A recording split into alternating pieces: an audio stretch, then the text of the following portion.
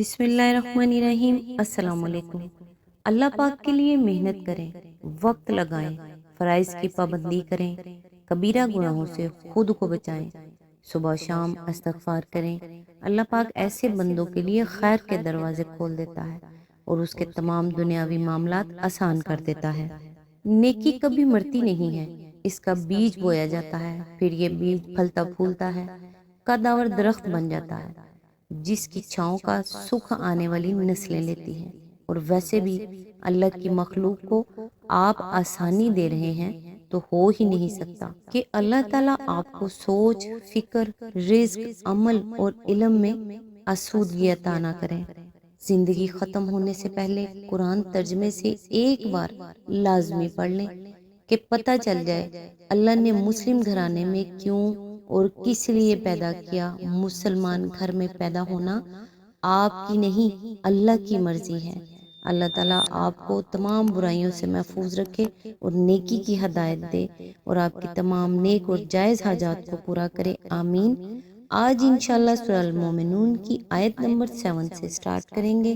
اس کا ترجمہ اور تفسیر تفہیم القرآن سے بیان کروں گی جو اہل سنت جماعت کے لیے ہے۔ اعوذ باللہ من الشیطان الرجیم، بسم اللہ الرحمن الرحیم۔ البتہ جو اس کے علاوہ کچھ اور چاہیں وہی زیادتی کرنے والے ہیں۔ اس کی تفسیر ہے، یہ جملہ معترضہ ہے جو اس غلط فہمی کو رفع کرنے کے لیے ارشاد ہوا ہے جو شرمگاہوں کی حفاظت کے لفظ سے پیدا ہوتی ہے۔ دنیا میں پہلے بھی یہ سمجھا جاتا رہا ہے، آج بھی بہت سے لوگ اس غلط فہمی میں مبتلا ہیں کہ قوت شہوانی بجائے خود ایک بڑی چیز ہے اور اس کے تقاضے پورے کرنا خواہ جائز طریقے ہی سے کیوں نہ ہو، بہرحال نیک اور اللہ والے لوگوں کے لیے موضوع نہیں ہے۔ اس غلط فہمی کو تقویت پہنچ جاتی اگر صرف اتنا ہی کہہ کر بات ختم کر دی جاتی کہ فلاح پانے والے اہل ایمان اپنی شرمگاہوں کو محفوظ رکھتے ہیں، کیونکہ اس کا مطلب یہ لیا جاتا تھا کہ وہ لنگوٹ بند رہتے ہیں، راہب اور سنیاسی قسم کے لوگ ہوتے ہیں، شادی بیاہ کے جھگڑوں میں نہیں پڑتے۔ اس لیے ایک جملہ معترضہ بڑھا کر حقیقت واضح کر دی گئی کہ جائز مقام پر اپنی خواہشات نفس پوری کرنا کوئی قابل ملامت چیز نہیں ہے۔ البتہ گناہ یہ ہے کہ آدمی شہوت رانی کے لیے اس معروف اور جائز صورت سے تجاوز کر جائے۔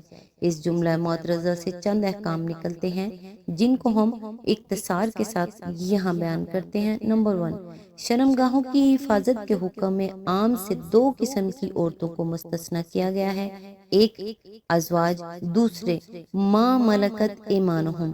ازواج کا اطلاق عربی زبان کے معروف استعمال کی روح سے بھی اور خود قرآن کی تصریحات کے مطابق بھی صرف ان عورتوں پر ہوتا ہے جن سے باقاعدہ نکاح کیا گیا ہو، اور یہی اس کے ہم معنی اردو لفظ بیوی کا مفہوم ہے۔ رہا لفظ ما ملکت ایمانہم تو عربی زبان کے محاورے اور قرآن کے استعمالات دونوں اس پر شاہد ہیں کہ اس کا اطلاق لونڈی پر ہوتا ہے، یعنی وہ عورت جو آدمی کی ملک میں ہو۔ اس طرح یہ آیت صاف تصریح کر دیتی ہے کہ منکوحہ بیوی کی طرح مملوکہ لونڈی سے بھی صنفی تعلق جائز ہے اور اس کے جواز کی بنیاد نکاح نہیں بلکہ ملک ہے۔ اگر اس کے لیے بھی نکاح شرط ہوتا تو اسے ازواج سے الگ بیان کرنے کی کوئی حاجت نہ تھی، کیونکہ منکوحہ ہونے کی صورت میں وہ بھی ازواج میں داخل ہوتی۔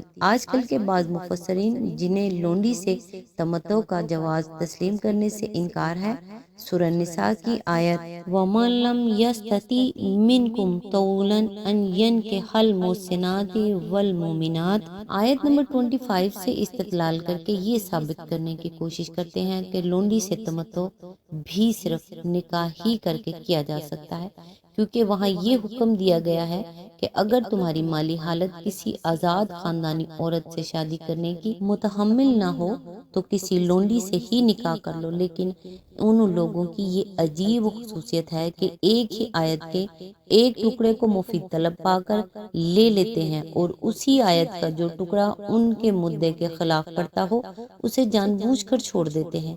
اس آیت میں لونڈیوں سے نکاح کرنے کی ہدایت جن الفاظ میں دی گئی ہے وہ یہ ہیں کہ ہن بِإِذْنِ أَهْلِهِنَّ وَآتُوهُنَّ أُجُورَهُنَّ بِالْمَعْرُوفِ، یعنی پس ان لونڈیوں سے نکاح کر لو ان کے سرپرستوں کی اجازت سے اور ان کو معروف طریقے سے ان کے مہر ادا کرو۔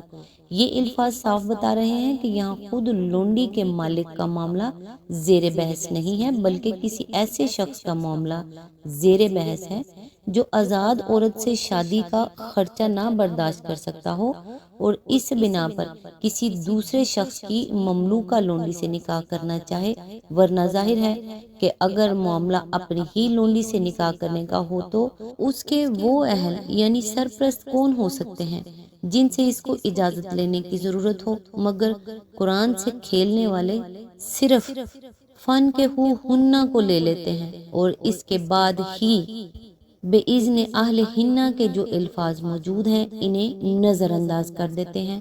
مزید برآں وہ ایک آیت کا ایسا مفہوم نکالتے ہیں جو اسی موضوع سے متعلق قرآن مجید کی دوسری آیات سے ٹکراتا ہے۔